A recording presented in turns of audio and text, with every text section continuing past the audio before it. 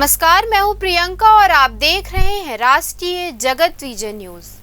कोयला खदान का विरोध करने की कीमत अब जान से मारने की धमकियों तक पहुंच चुकी है, और वो भी पत्रकारों से। रायगढ़ में उस वक्त सनसनी मच गई जब अडानी समूह से जुड़े लोगों ने पत्रकारों को दिन दहाड़े धमकाया।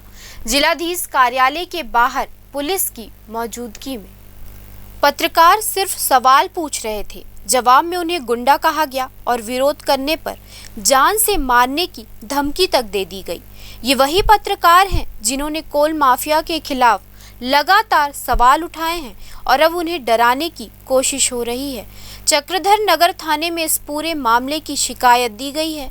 कैमरे में पूरी घटना रिकॉर्ड हुई है, जो अब सोशल मीडिया पर वायरल हो चुकी है। जिले की पत्रकार बिरादरी गुस्से में है और अडानी कंपनी के खिलाफ अब मोर्चा खोलने की तैयारी में है।